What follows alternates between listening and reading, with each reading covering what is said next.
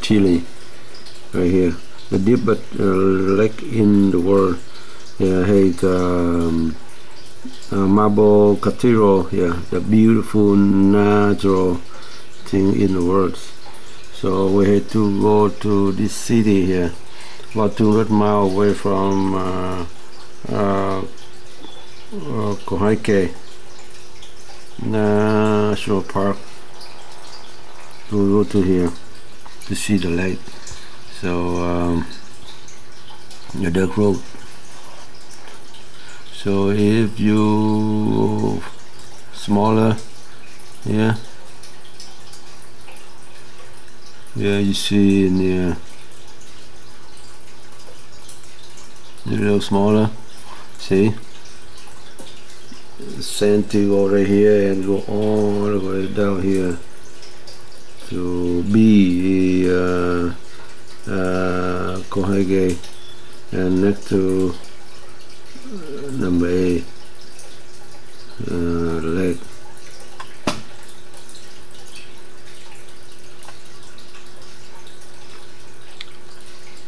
First we arrive in Santiago here, and we go to Valparaiso, the port here, to dock, and we get a ship, go to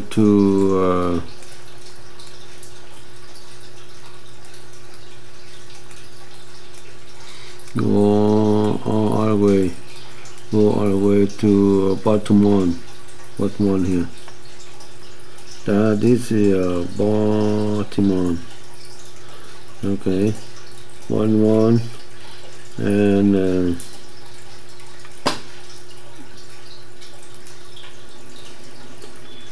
that's the Baltimore.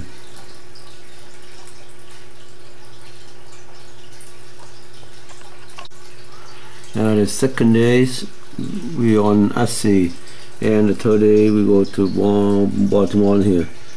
I think we may have to get in channel at Cancun here and go to Baltimore. Okay, and what the go to Baltimore here? Let's see.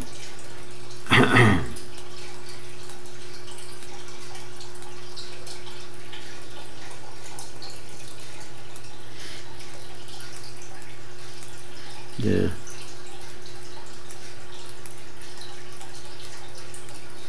I think we go in this channel here. That's Akun here, and we'll go to here. I'll go to Beaumont, and the third days we go to Castro.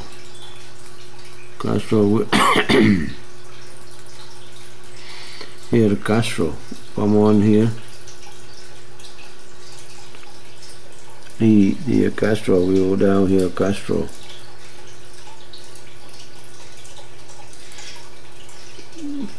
Here.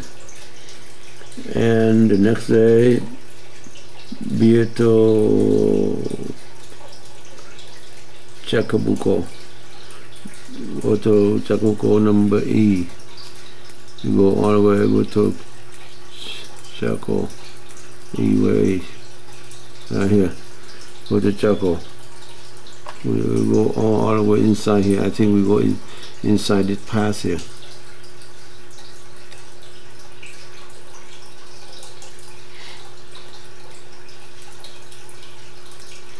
Castro here, we go inside the pass here, inside here, we go inside here. See, inside here, and we go to number E. Number E is the Vito Chaco here. Remember here, number E here, near about 40 kilometers, 40 miles from B, from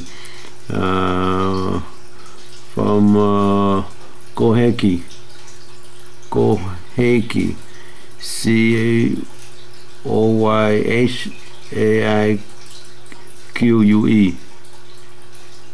Kohaki here, and from here we people fly to here, and in order to go to number A here, number A here for go to Lago Zero, Canada or Chile. Here's a lake here, and here is Marble Cathedral here. At the lake, here the Marble Cathedral, people live under the water here. If we change, from here we take the one road, hire a taxi, go here to here, about 200 miles. That means about 4 hours. 4 hours, come back 4 hours, maybe not. I don't have enough time. We don't have enough time to go here.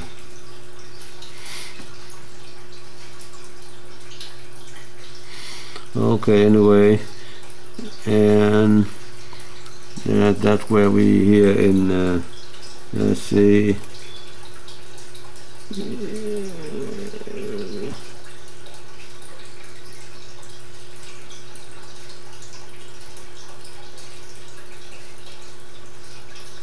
got to listen, check out go number day, and we go George, and go 6, number 7, number 8, and 9 go to until Vita Arena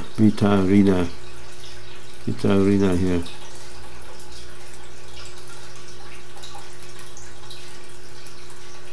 Sacramento, San Channel, RSA.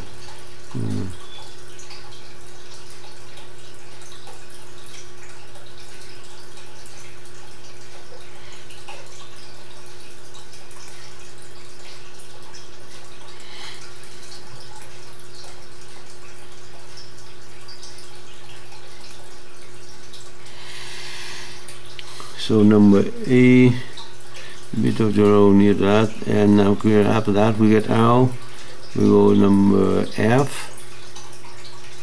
Number F here, we go down here. Okay, number E here. Number E, then we go out. Wow, a lot of eyes here.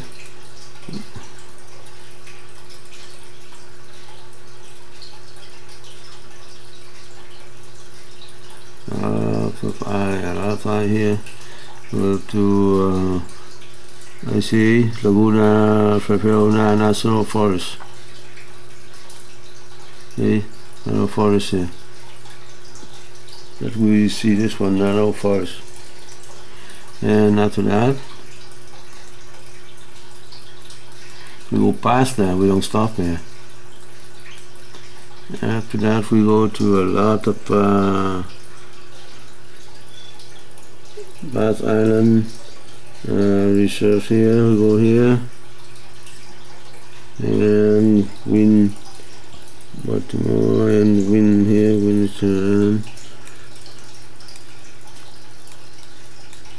Nice side Japan, and we go to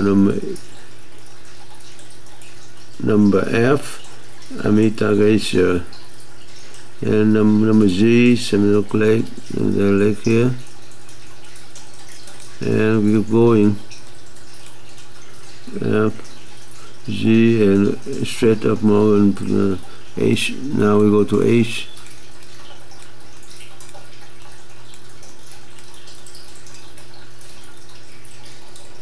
Go past the arena, cross, and yeah.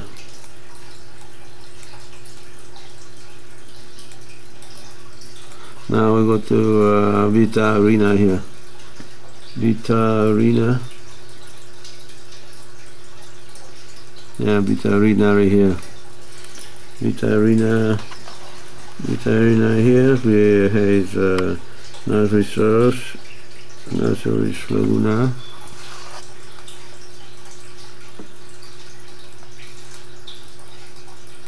And number E, we go to Canal Coburn. National here. See, you go to that Bonita, that Vita Rita here, and Coburn here.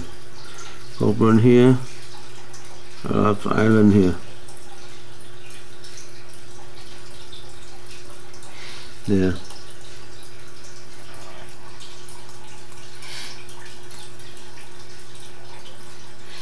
number G. Now number G, big O channel. Where we go channel here. Where big O channel number here, big O channel here. Number A here, and we go to big O channel here.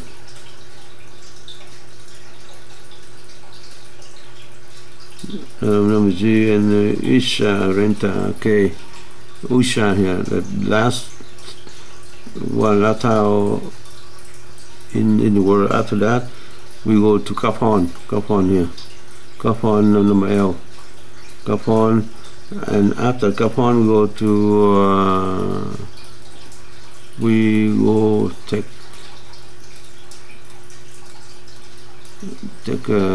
Capon, and we take I think one more day in here. Let's see. After Capon we go one day, and we reach Antarctica. We take 1 day, and we reach Antarctica, and we go to M. That means Palmer Archipelago.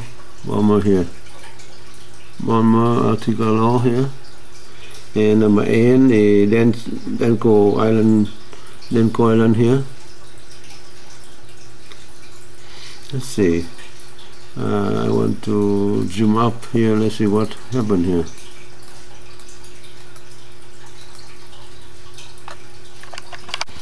Here's the Palmer Archipelago here on the right side. Brian here, Brian, and small island here.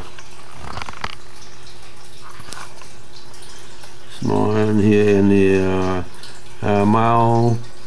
Mount Perry here. This is Mount Perry here. Okay, on the left hand side, look into the map, Mount Perry, and here a bright band, and here the Enver, Mount Frances here, Enver, two mountain here,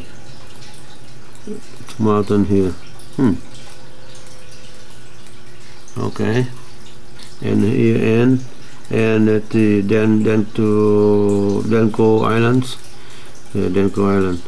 We have Nico Harbor, and Bardai Base here. Nico Island, Bardai Base here. Okay.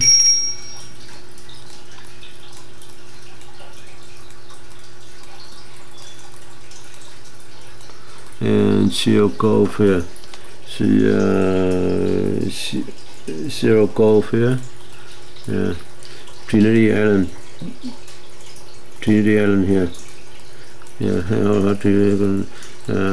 Who, and we see Whole Season Island here, and Lee's Island here. Lee's Island. See in the top, if you go up a bit, see that island down here.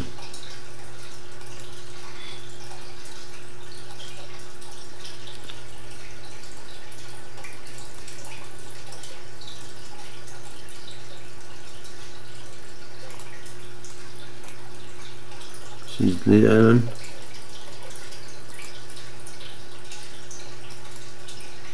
See here, next to the Prabban and Lee's Island, and Whole Season Island, and two Hammock Island,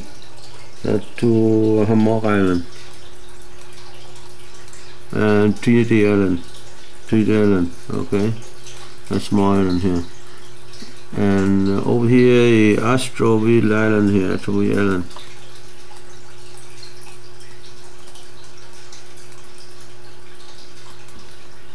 Yeah. and come over here, Leventon Island here, Leventon Island, and come to here the Brisbane Island, and Elephant Island here. That Elephant Island. Somebody's park here, park the boats here. Yeah, Elephant Island. Yeah. Okay. After that,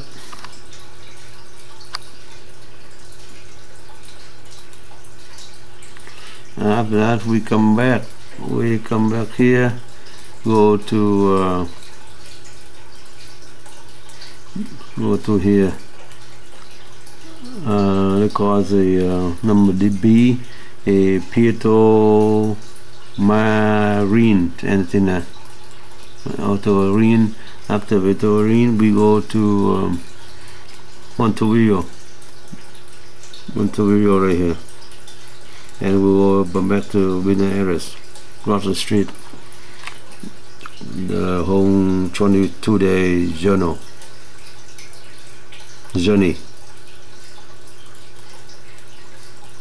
That's nice. Okay.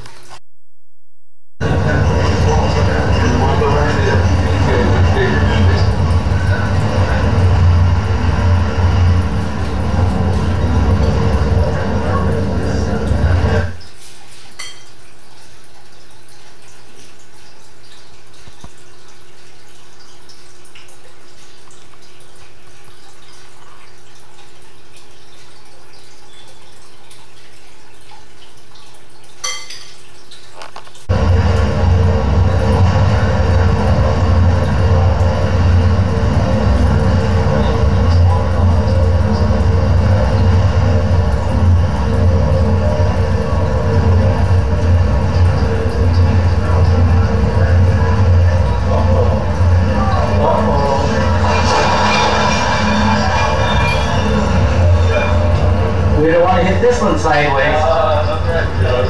They are coming a little bit back there. Yeah.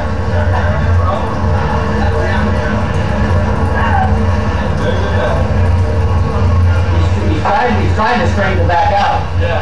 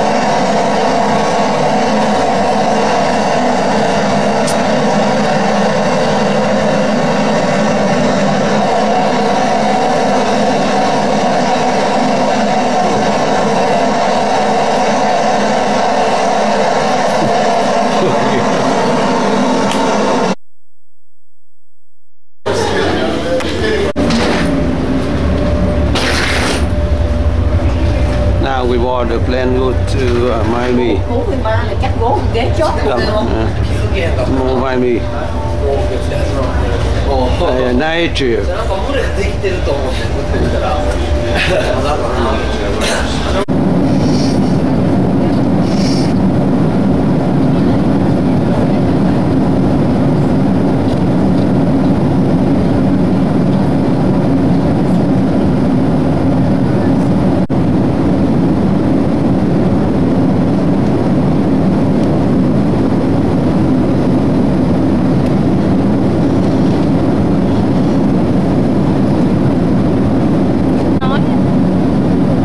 Rất rồi ạ.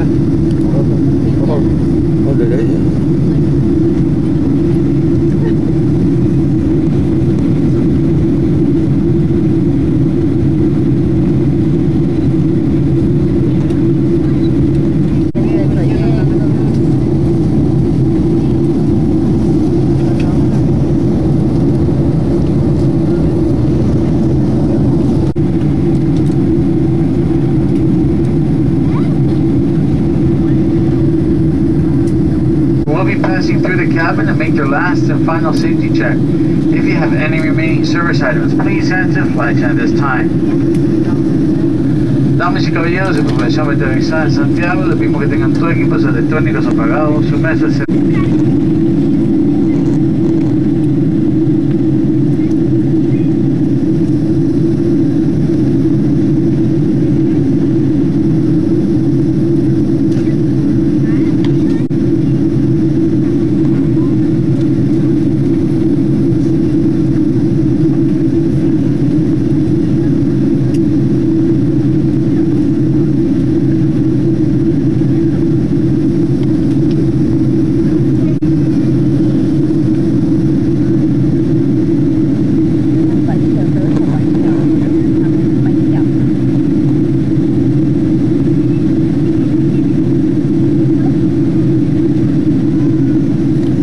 Landing in Santiago.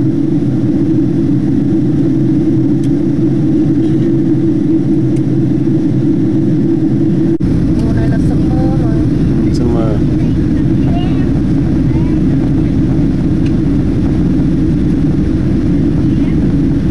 Nhìn cái đá này là biết được cô ấy rồi, kêu Riverside. Cái này mùa đông cho cô ấy rất là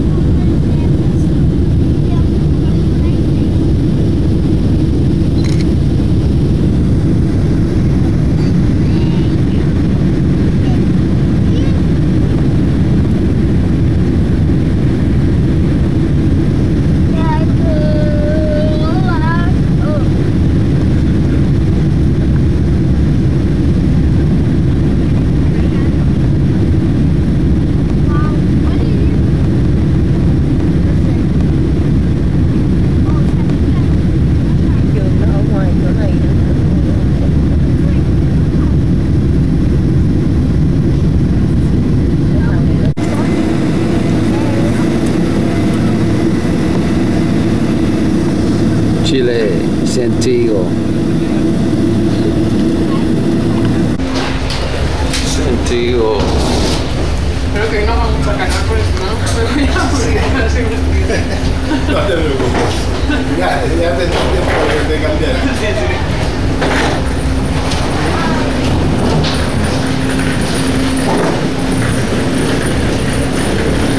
La desigualdad social Santiago Airport. y eso es porque tiene algún tipo de familia, tener achacado. Pero la verdad es que, por ejemplo, en España se había llegado a algo mucho más de igualdad entre comillas. Ahora, o sea, se va a ver.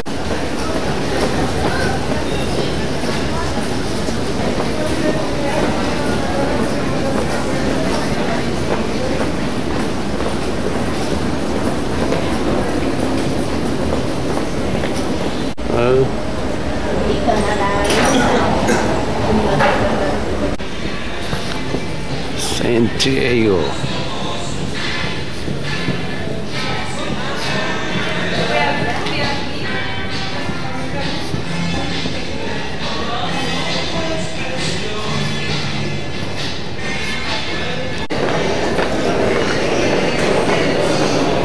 Đây là ngoài này taxi tùm lum.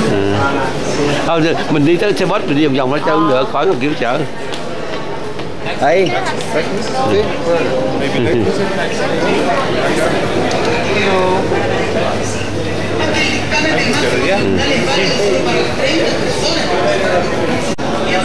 Đi không phải đâu.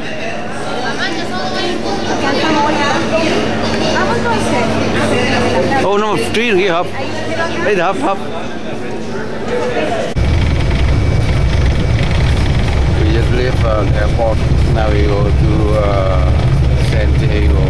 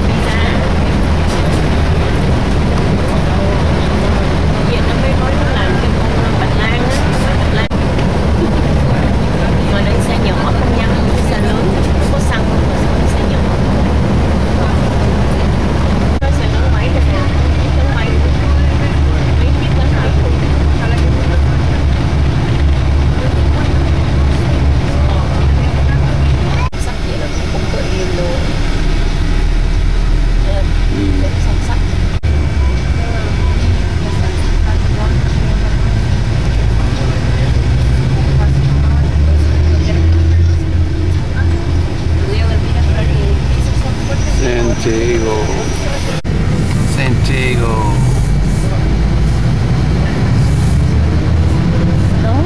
Đó, bà đi về là city tour rồi còn gì đâu mà đòi đi đâu.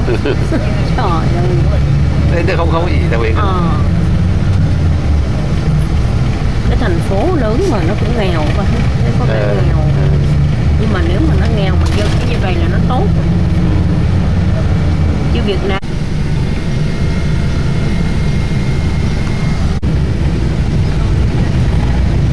nó tựa giống như là Quito.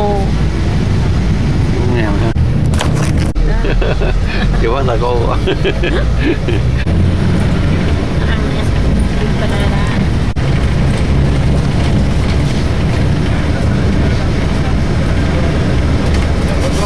Em nghĩ còn thua Việt Nam ấy nha. Việt Nam xuống nhà cửa là ngon lành.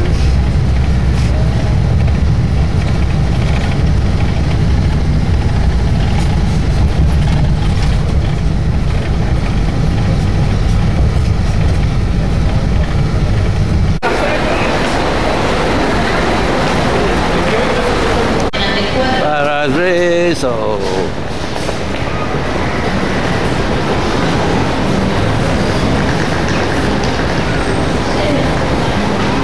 78 đây này đây nè. 78 là cái gì?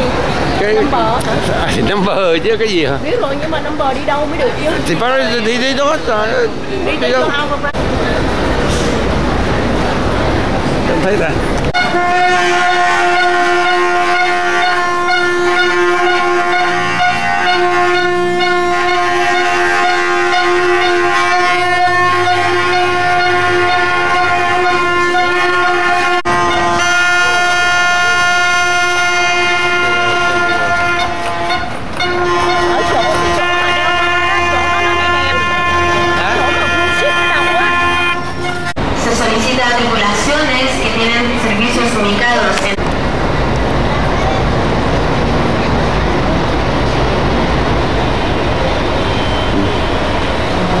We wait for the bus to go to Valparaiso.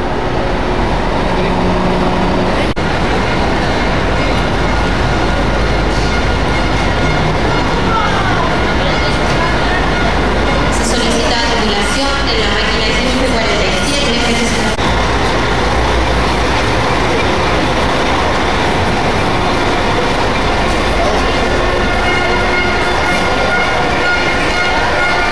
Woman.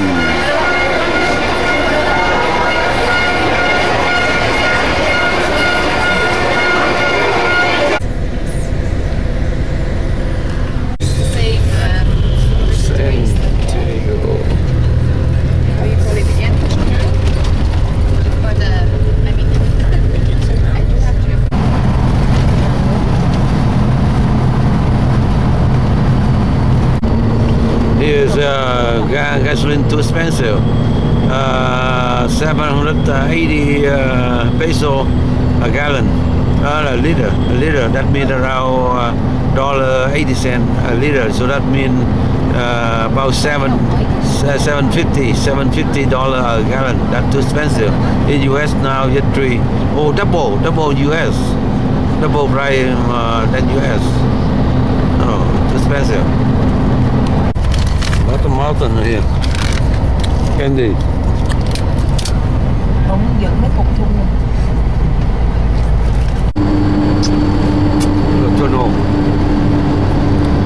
Tunnel dài dữ hả? Hãy đi nữa.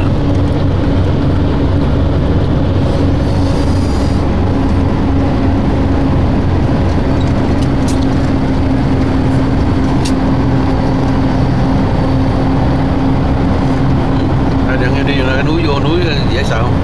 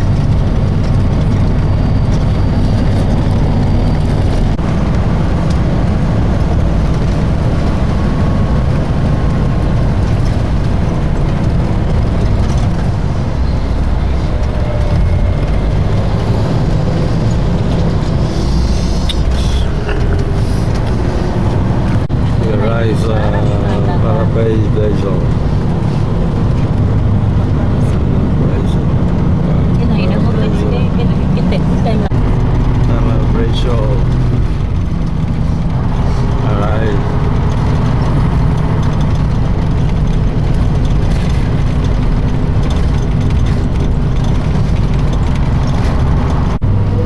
Này tourist nhiều này.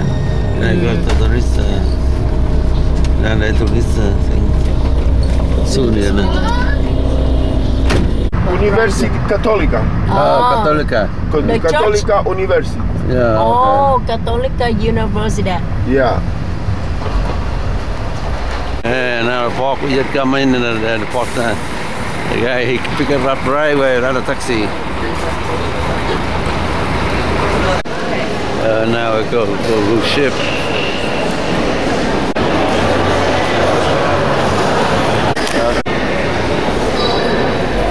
Ship là nhỏ, đang lên gốt người nữa phải không?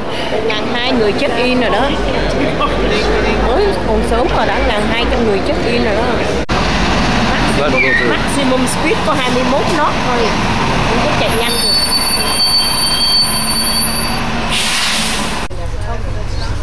Bây giờ là 11 giờ 52. 12 giờ rồi. 12 giờ 52. Let's go ship 5 o'clock we go.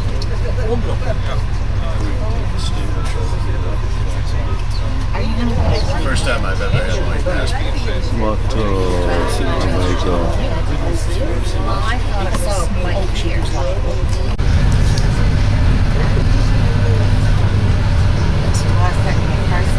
Hamburg. Đây Hamburg. Thuyền mà nó đi tới đâu cũng đi được. Suốt là sao á.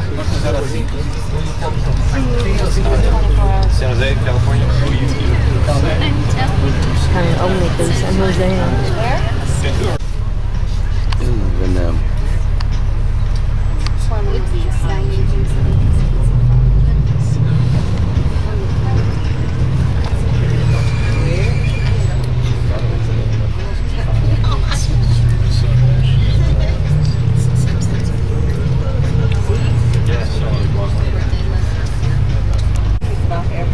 Tàu cũ à. Alaska đó bà.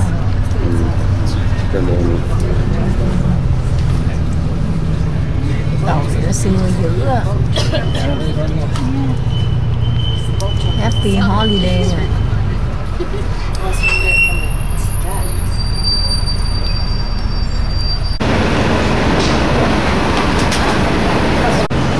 Now we bought a ship.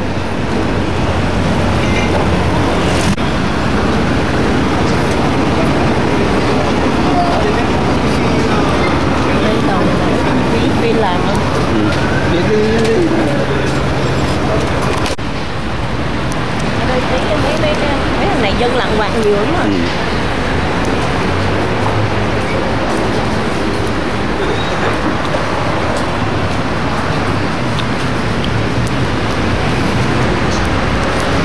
Mà 2 đô 3 kg mà 2 đô là còn 3 bao cũng rẻ.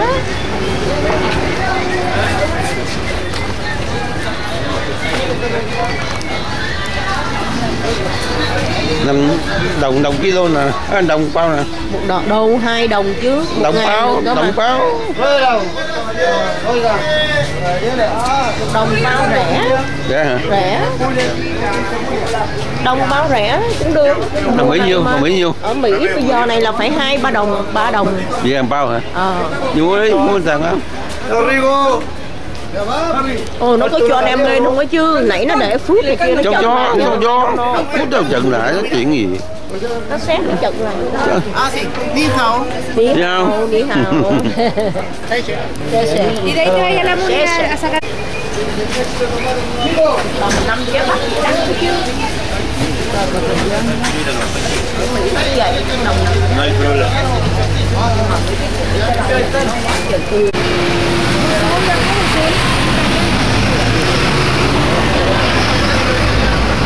Chuối đồng kilo mà. Kilo là hợp rẻ ha.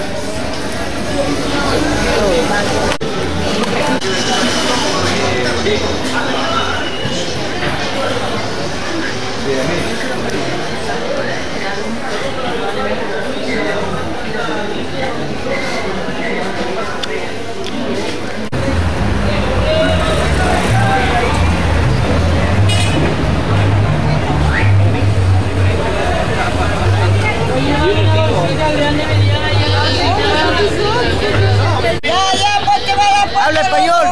Yeah. Muy poco. Oiga.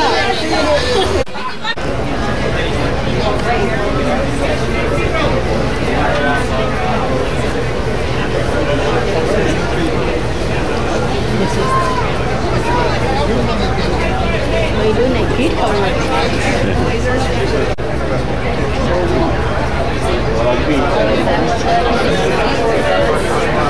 To ensure your safety. Your cruise director Kelsey will now continue with the safety briefing. Ladies and gentlemen, our crew members will now demonstrate the proper way to put on a life jacket. Hold the life jacket with the boat and stateroom number facing forward. Place the life jacket over your head. Snap in both buckles. Pull the straps tight until the life jacket fits snugly around you. Tie all loose straps to avoid tripping. Your life jacket has a whistle and a light to attract attention. The light turns on automatically when it contacts seawater. If you have not been able to reach your stateroom to get your life jacket, you will be given one when you assemble at your muster station. If power is not working on the ship, low level. Yeah, the top floor. Cái cạnh cái nhà này nè bác.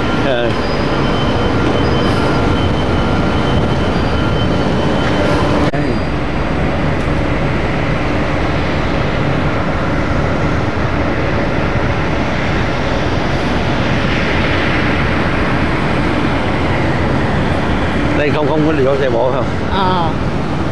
Không, nó có cái gym chứ.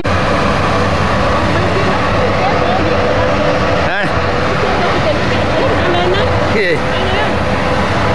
Ồ. Người ta lên trên á. Cho mấy cái nhà người ở trển chứ hả? Mấy người ở trển đó thì phải đi đường đó lên thôi. À, giống như là hồi đó mình đi ở đâu đó? Ở Italy đúng không? Còn ở hồi đó mình đi ra đâu đó mình phải đi gì đó. Bên là đâu rồi? Mình đi lên coi cái lâu đài đó, cái palace gì đó. Gặp cái ông già đó, ông chỉ mình đi đó. Đúng không? Bên Italy á. Bên Italy á. Đi chỗ nào? Genoa hả? Genoa, đúng rồi, Genoa. Genoa đâu đi đó? Không. Đâu đó?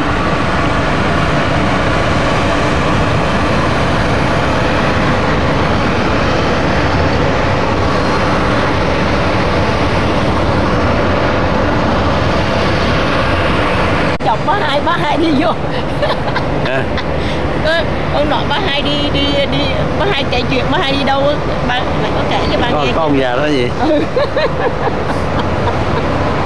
Cái bà dưới bá hai ngồi. Hả? Bà dưới bá hai đi ai? hai đi cũng đi ăn đó, ăn với ổng này kia ra cái dinner dining room này kia đó. Cái sao gì hết cho nó.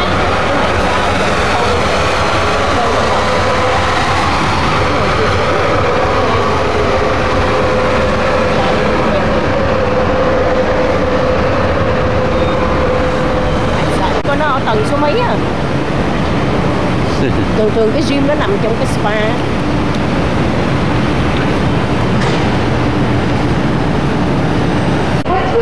That's for a bon voyage sailing party. For there will be live music as we sail away from Valparaiso. Again, that's on deck 12 forward right now. Deck 12 đi xuống đi. So, you're on board. Now at 5 o'clock, the ship about to leave Valparaiso, Chile, to go to another city. Here, the last look at the city of Valparaiso.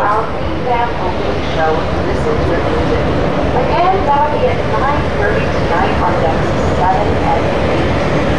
I thank you so much for listening, and once again, welcome aboard, and I'll see you there.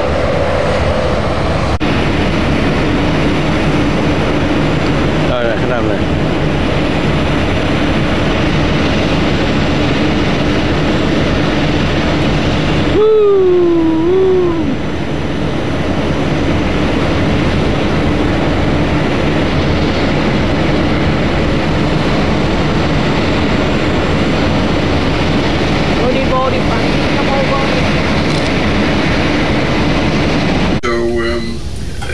That's why we had to change bunker barges halfway, and that's holding us up a little bit.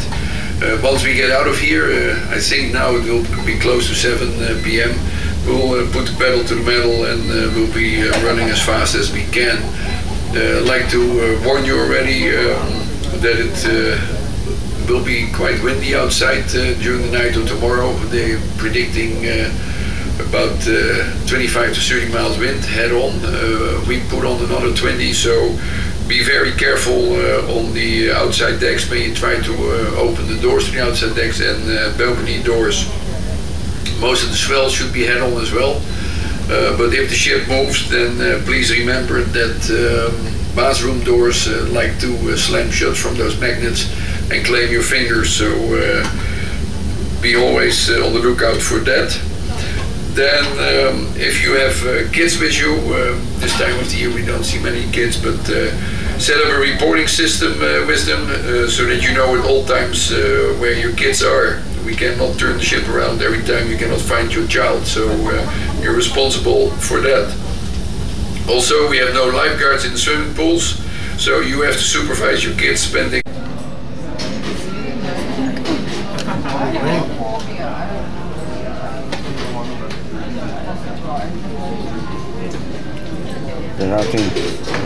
Người ta đi coi whale watching ở Denaquan đó ba. We leaving Valparaiso.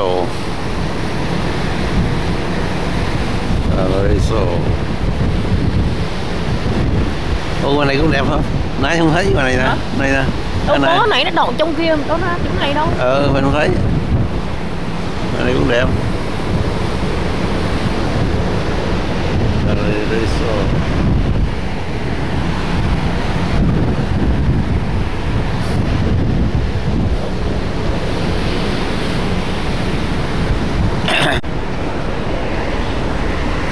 Bye bye, Valparaiso.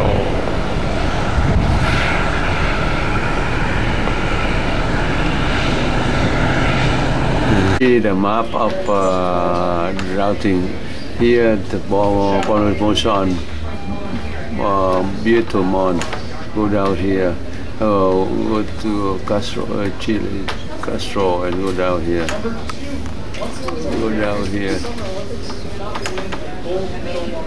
And go out here.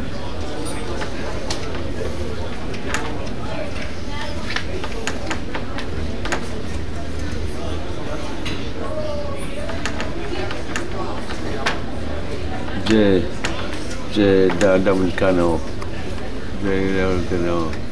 And go outside ocean.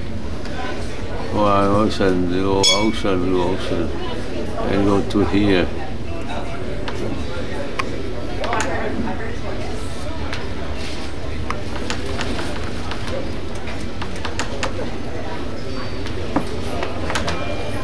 And we go to G, living by ocean. Living partially ocean. Maybe I should go to H, kind of try that, and go to G. See the Rio Laser F. Go to F, Canal, Cemento, East, Canal Ray, Santa Cleanor. See the trace, see the trace, see the trace. B.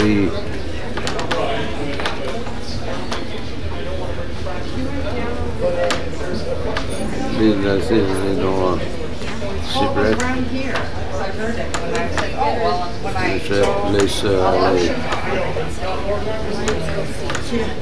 See the laser array. Okay. See down here the laser array. Hey, that's the horn. There's the horn. Yeah, the canal people. I didn't get this far. The canal people. For several days.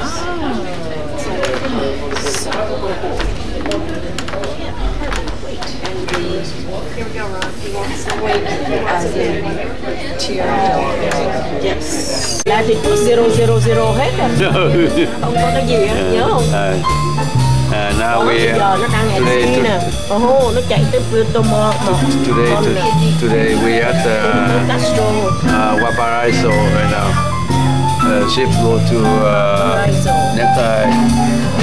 Plutomont tomorrow. Vậy mình đi Santiago là inside mình đi ra ngoài biển. Bây giờ biết. Today is the Friday, January 11, 2013. Today the second day we at the sea. So today the ship go from Valparaiso to Beautomont, Chile. So we have activity on the ship. The ship named MS Vendam. MS stand for Motorship Vendam, the city of Holland. The ship made by Holland. So Made in Holland. Made in Holland.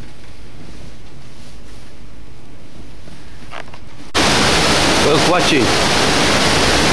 Worth watching.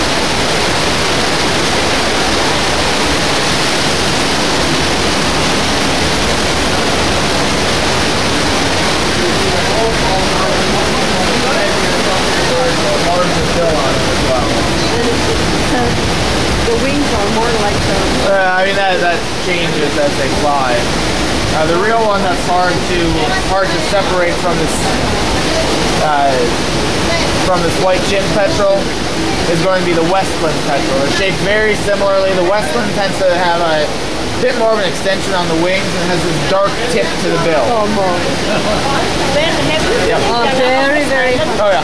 Yeah, we were there a few months ago. Oh, Yeah, man, beautiful. There's a lot happened. feet out there. The sooty shearwater is very similar to the white chin petrel, but it has a bit of a light flash under the wing when you see it flying. When it turns, it's under the wing. A little one right there. Đây nè, con một cái máy The book here. Look here, they stay in the ocean. You'll be lucky with that, I think.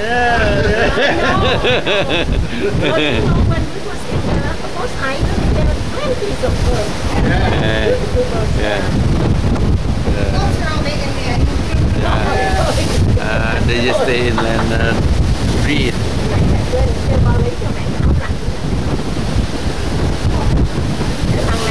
The white tip petrel is a little bit chunkier as well. That can be hard to get a feel for that.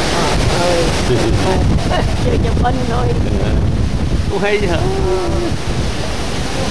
Nó nói mấy con này nó ở này nó acting nhưng mà chừng nào nó vô trong bờ nó breathing, just for breathing. Oh, tức là breathing tức là xanh đó. Xanh Để chứ phải thở, đừng là breathing chứ mà. Breathing, cho để xanh đẻ đó. Nó đậu đâu ta? Nó đậu à? Vòng đậu, chim mà đậu đâu.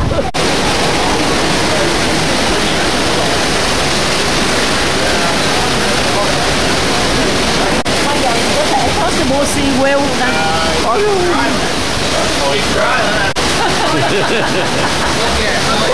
That's the only thing I haven't seen.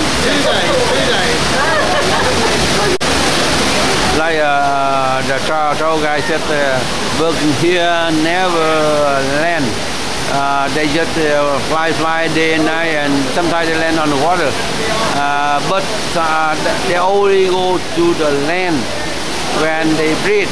That means they will have their mating season. Too rocky so far, I hope. I haven't really experienced any rough weather yet. For those of you that I have not had the opportunity to meet yet, my name is Benjamin. I'm your travel guide on board. One of the members. Puerto Monte Castro, then Chacabuco, that's all three tentacles, and after that we'll go down through the Chilean fjord, stopping by one of the glaciers over there, to Punta Arenas, then we'll do Ushuaia, then we're gonna sail down so you can use your hats, gloves and all kind of stuff. It will be around freezing point, so around 17, something like that. Even it was snowing last time, it was entertaining. And then we're gonna go all the way straight up to Puerto Madryn, Montevideo, and 2 days in Buenos Aires. So you're the lucky ones because we can offer you the full flavor of Buenos Aires. Now, when it comes to the tours, the best way to get some info about the tours is most kind of where sometimes things are running as the locals want to run and not like we exactly. Happened, which changed the course of human history. HMS Beagle was busy mapping through the fjords of the region of Tierra del Fuego when the local Indians stole one of the ship's boats and made off with it. This was extremely inconvenient because they needed the ship's boat in order to carry out their orders to map the region properly, and it rather spoiled the initiation, if you like, of the young Captain Fitzroy, Robert Fitzroy, who had recently been appointed to command the vessel, and he really wasn't very happy. He'd been rather enjoying himself, mapping this remote region, starting to build his career, and then here with the inconvenient local Indians making off with his best ship's boat and totally disrupting his mapping program. So he tried to be conciliatory to begin with. He went into the local villages and tried to persuade them that they really wanted to give his boat back, and when that didn't work, he tried something a little bit of a harder policy. He kidnapped as many Indians as he could find. He put the Fuegians on his boat overnight and tried to force an exchange, you know, Fuegians for my whale boat, as it were. But that didn't really work, because most of the Fuegians were extremely good swimmers, and so by the following morning, the only people left on deck were 3 small children. He returned 2 of them, but one of them seemed so happy to be aboard and they couldn't really quite work out which family to return her to, that he just... The sky always damn like this, not clear. If I don't want something, I have a sign.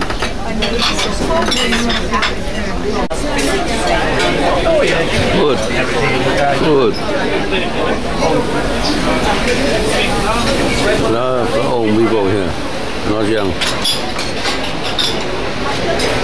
For the duration of that time, there had been some treaties, there was some trade involved, but the Europeans largely ignored our...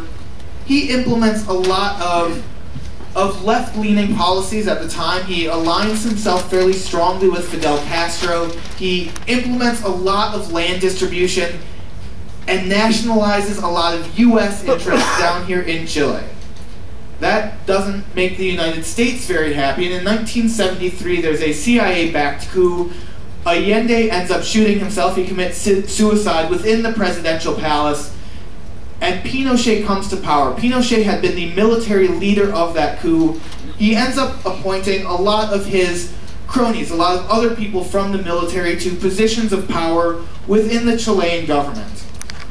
Pinochet then ended up ruling in Chile from 1973 until 1989, and the Pinochet regime was really a very complex time for Chile. Pinochet sort of went in the opposite direction of Allende. He implemented a lot of right-leaning politics. He abolished a lot of the civil liberties available at the time. He suppressed the unions, he dissolved Congress, he banned strikes, he completely ended collective bargaining. In 1989, he called for a general election. He ended up losing the election. After he lost the election, he was exiled from the country. And after that, a lot of reports began coming out, sort of documenting the human rights violations that had taken place under the Pinochet regime. There are estimated to be over 200,000 cases of extreme trauma, about 2,900 executions that occurred, and over 30,000 people that were imprisoned for speaking out against Pinochet and for speaking out against his government. And really, the feelings are very strong to this day. This is all still fairly recent in history, and Pinochet was not actually arrested until early 2000s. He was then put on trial for human rights violations. He ended up dying while he was on trial. That was in December of 2006. So again, it really all is still very recent, and a lot of Chileans still have very, very strong feelings about this area and about Pinochet and Pinochet's regime. Now, despite the troubles of the past, today Chile really is one of South America's most stable, most prosperous countries. The current president is Sebastián Piñera. He was elected back in 2010. There have been a number of smaller economic downturns over the last decade, but the GDP has largely been rising. There's a very low sense of corruption within the country. There's a high income per capita, and really a lot of economic freedom within Chile today. There is also a relatively high economic inequality, so there's a large gap between the richest in the country and the poorest in the country. If you're looking to help out the local economy a little bit, that's just fine. It's going to be $1 US to about 480 Chilean pesos. Having come from Valparaiso and Santiago, I'm assuming people are at least aware of the exchange rate here. In pretty much all of these ports, you'll be able to get by with US dollars. So if you don't have any Chilean pesos, you can use US dollars. You can use a credit card at many places as well. Now, for Puerto Montt itself, the colonial history here dates back to around 1851. That's when an expedition arrived from the island of Chiloé. Chiloé had actually been settled much, much earlier than Puerto Montt itself. Once that expedition arrives, they quickly begin clearing the land. They start building houses on the site, and the city of Puerto Montt itself is founded on February 12th in 1853. Now, this all occurred during a time of government-sponsored immigration from Germany. So you had a lot of Germans immigrating to the area, and you still can see that German influence in some places today. not necessarily in Puerto Montt itself, but in some of the smaller sort of surrounding villages. You can still see that influence in the architecture, and in the food, in some of the language even in some places. Now, as I said earlier, Puerto Montt is located here just at the northern end of the Chilean fjords. The population is right around 180,000 individuals in Puerto Montt, so it is really the largest city that we'll be visiting for quite a while, but it is in absolutely beautiful surroundings. As we pull into Puerto Montt, hopefully, if it's clear, you'll be able to see the Osorno volcano. The Calbuco volcano is right there as well. I just got an update on the weather forecast tomorrow before the presentation. Looks like it's going to be right around 60 degrees Fahrenheit, so right around 15 degrees Celsius. And it actually looked clear. Yes. Lucky us. I have my doubts. This entire area is right where the Antarctic current hits the South American continent, and because of that, you tend to get a lot of precipitation in this area. But we'll see. We'll see. There's actually a 0% chance of precipitation according to the forecast. I think they forgot some numbers. We'll see what happens. Now, when we arrive tomorrow, remember that this is a tender port. Actually, all of our next 3 ports, both Puerto Montt as well as Castro and Puerto Chacabuco, are all scheduled to be tender ports. I just want to give you a rundown on how tendering works on board the ship. So on the Veendam, we have 4 tender boats. Each of those hold, as lifeboats, they'll hold up to 150 people. That's not the most comfortable way to travel in them. We try to limit it to about 60 to 70 people. We found that it takes about 10 minutes to load 60 people onto the tender. The next 10 people also takes 10 minutes. Because the seats are so few and far between, it takes much longer. So we average about 60 people per tender going over. Now, remember, we have about 1,250 people on board. If you do the math with 60 people in a tender and 4 tenders on board, we simply can't get every single one of you off within the first hour. Not necessarily even within the first 2 hours, but we do our best to try to get everybody off in as expedient of a manner as possible. Now, there are a couple different classifications for people on board the ship. We have those people that are part of a group on board, a private group. If you're part of a private group, your group leader will let you know exactly when and where you're meeting and then what time you'll be getting off. If you're going with a Holland America Line shore excursion, so if you signed up with shore excursions, check your ticket. It will say exactly where and when to meet. Most of those excursions, if they're going in the morning, are going to be meeting right here in the showroom at sea. So you'll come here, you'll get a sticker, and then wait for your group to be called, and then you'll go from there down to deck 3, down to where the tenders are located. For those of you that are on a floating, means that the exact angle of the ramp changes. When we're there at low tide, it's going to be a little bit steep going up that ramp. If it's low tide, it's perfectly flat. So do be aware of that. From where the tender lands, in order to get to your buses, if you're on a shore excursion, it's going to be, say, 200 feet or so. You'll get maybe 75 meters. To get out of the port area, it's a little bit further, maybe 600 feet. West coast of Lake Yanquihue. So both of them are a little ways north of Puerto Montt itself. Now, Puerto Varas is very, very early in the region's history. A campaign was launched in 1567 to conquer the island. Remember, I said Puerto Montt wasn't settled until 1841. So you have or 1851 rather. So you have about 300 years in between the conquering of Chiloé and the settlement of Puerto Montt. Now, Castro itself was founded on the 12th of February in 1576. And it really grew fairly quickly from that point on. By 1594, Castro had a population of 8,000 people.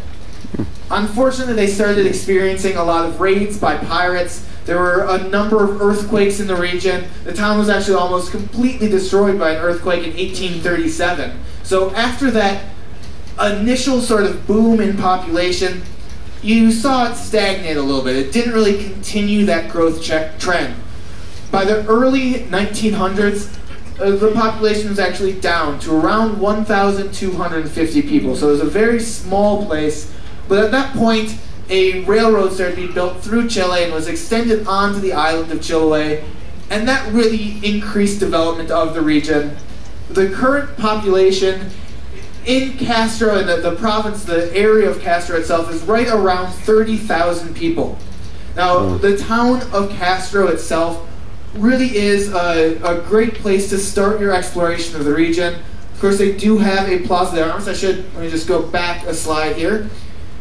You should be getting a map of Castro. If you're trying to figure out where we're going to be tendering into, it's on the far right-hand side here. There's a little marina over there. The Plaza de Armas is just a couple blocks away. You can see it's sort of in the center of the peninsula there. And that really is a great place to head off when we first arrive. There are some good shops right along there. The main road that goes to the Plaza de Armas has a lot of restaurants and cafes along it. Some very interesting buildings. There's a church right there on the plaza that is designated as a UNESCO site as well. You also have another plaza, the train plaza, that's just north of the port area. So if you go north from the port, you'll get the train plaza. It's a rather odd collection of old trains. I said in the early 1900s, the building of the railway really increased the population, increased the settlement of the region, and they have some of those old trains at this plaza, but it is a very nice place to go for a stroll. If you continue on further north from that plaza, you'll reach the Palafitos. The Palafitos are basically these other way there as well. Now it is of course possible to head outside of Castro and to get a little bit further afield. If you are looking through the shore excursions brochure, that's really what they reported finding these Alerce trees with a diameter of 12.6 meters. Right around 40 feet in diameter. So they really can grow to be very, very large trees. They're also extremely old trees. Back in 1993, there's a specimen of an Alerce taken in Chile. And it was found to be 3,622 years old. Okay, that is the second oldest fully verified living tree species anywhere on the planet, over 3,600 years old. So very interesting to get out to that national park as well.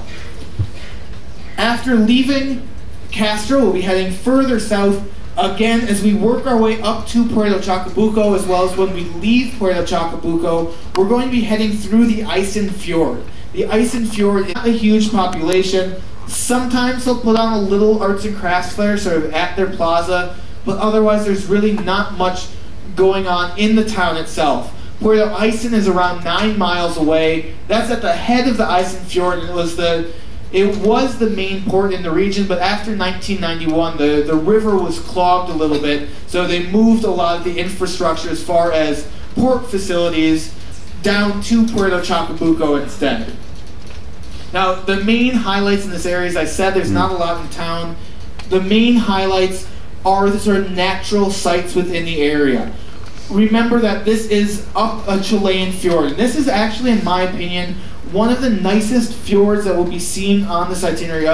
A fjord itself is defined as an area that's been carved out by a glacier, and then when the glacier melts, all of that water runs back into the oceans, and the ocean levels will rise worldwide at the end of these major ice ages, or these major glaciation periods. Now, when a glacier moves through an area, it tends to carve out fairly steep sides and a rounded bottom. In a lot of the Chilean fjords, we don't see that because of the underlying geology. I'll go into some of that geology later on. Here in the Isen Fjord, we really do get those steep sides. It really is a fantastic area. One of the easiest ways to see the sort of natural surroundings here are to go along the Carretera Austral Longitudinal. It's about a 547-mile highway. I use the term highway loosely. Most of that is completely unpaved, but it extends from Puerto Montt all the way down to Cochrane, and you get beautiful scenery along the entire route and do a bit of hiking. There are a number of different, both national reserves as well as private parks in the region. Most of those have little influence.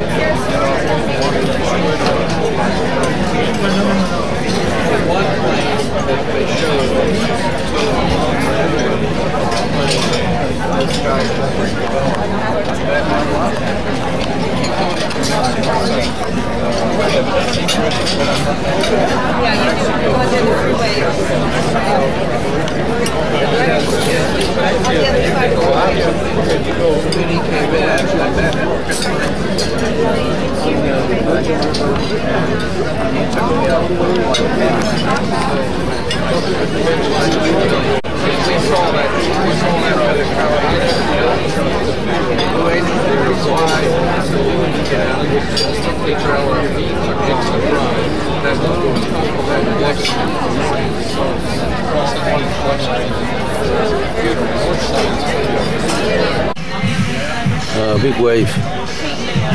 Big wave. Ủa, còn sáng lắm mà. Sáng. Big wave. 9 giờ rồi mà còn sáng lắm, trời tốt đó chứ. 9 giờ mà trời vậy là tốt lắm rồi. Today là day number 3. Day 3. Vito Mon, Chile. The weather here is the chain of rain 60 degree F.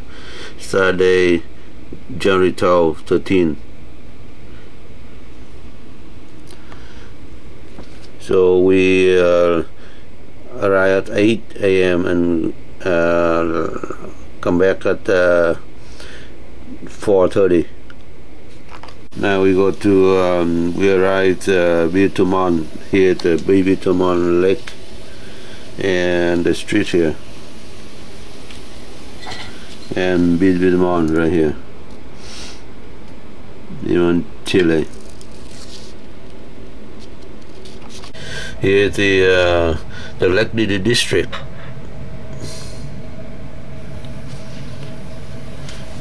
The name of Lake District, Chile. Connect Lake District. Lake District connects pocket of forest is no wonder it's the top of that's in Chile. Lake District snow cover volcano floating and less expansion of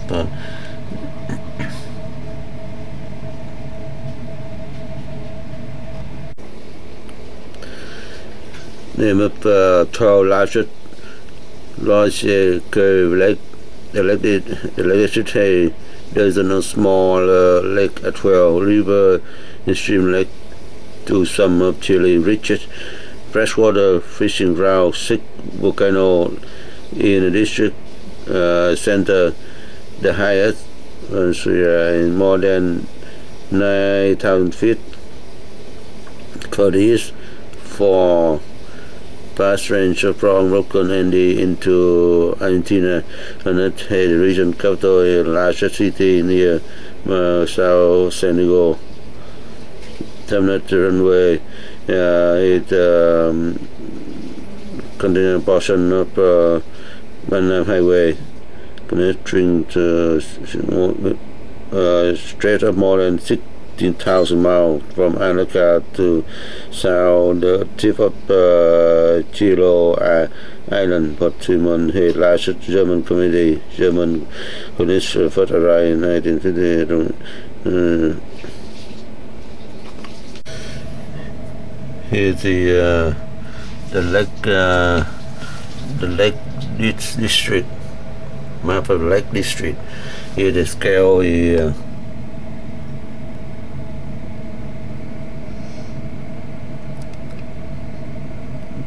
this is a scale. So here the Piedmont,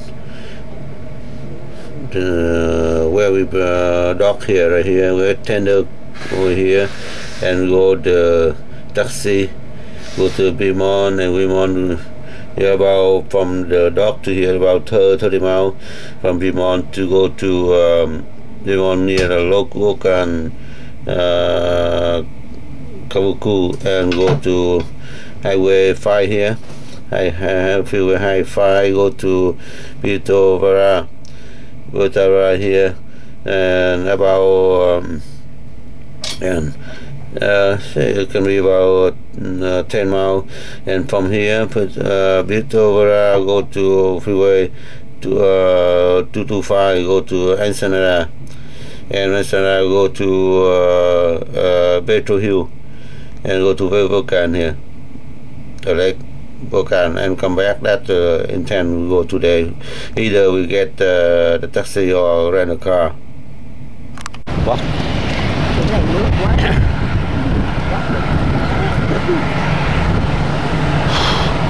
Yeah. Beautiful month. Now it's 7 a.m. 1 more hour we arrive at the park.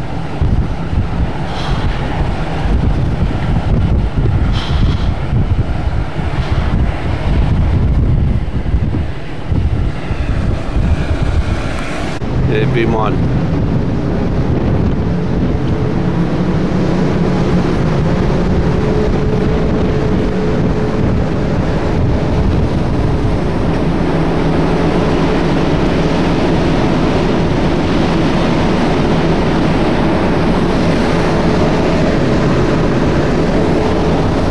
Nước cũng xanh ha. The beach is black because of volcano. It's black. Volcano somewhere here. Đi.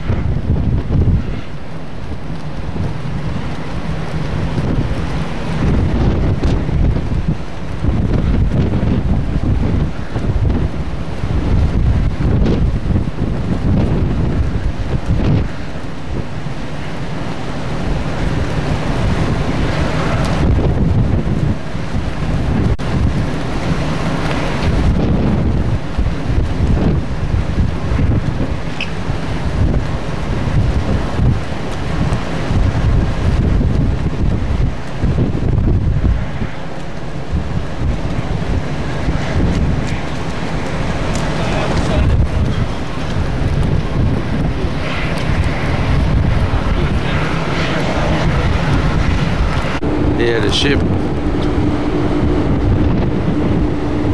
Yeah, ship now is around 9 a.m. and it said that they now set the ship tender too windy, so tender can't go to shore, so cancel all the shore excursion. So we stay on the ship today. That's a bad news. Very conservative captain. That decision from the captain. But anyway, this one the view of the beautiful harbor, black sand beach. Yeah.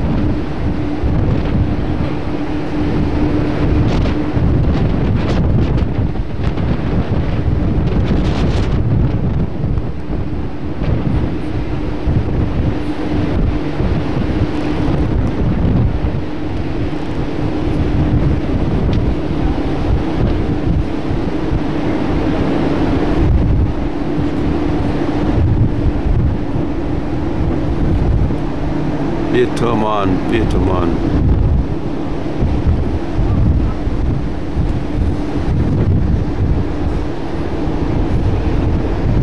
2 days later, on the 30th of January 1820, Edward Bransfield did actually see the continent. He sighted the Trinity Peninsula, sort of northernmost point of the Antarctic mainland, rather. About 1 year after this discovery, in 1821, John Davis, who was a sealer who had come down to the region, is thought to have been the first person to actually set foot, to actually make landfall on Antarctica. And over the next couple years, you have other expeditions that are arriving in the region, that are discovering various other different pieces of land here. None of them really realized that they'd found this huge continent. It wasn't until 1840 when Charles Wilkes came down. He was in command of a U.S. naval expedition. It's not until 1840 that they actually realized they have discovered this massive landmass, that they've discovered a huge continent far down in the southern hemisphere. Now, by the turn of the century, exploration of the South and North Poles, or South and North Polar regions, was roughly even, but neither North Pole nor the South Pole had actually been reached. Finally, just before the turn of the century, there was a decision made to really explore all of those remaining undiscovered regions of the planet. And in Adrian de Gerlache. Now, you'll hear that name again because we're going to be heading through the Gerlache Strait as we're along the Antarctic Peninsula here. That expedition, the team became the first men to spend a winter in Antarctica. It wasn't necessarily by their choosing. They became trapped in the ice on the 28th of February in 1898. They didn't manage to get out until the 14th of March in 1890. They're trapped in the ice. Wow. It's not 100% clear if they wanted to get trapped in the ice or not. I don't know why they would, but that's my own thought. On that expedition, they had people from numerous different nationalities.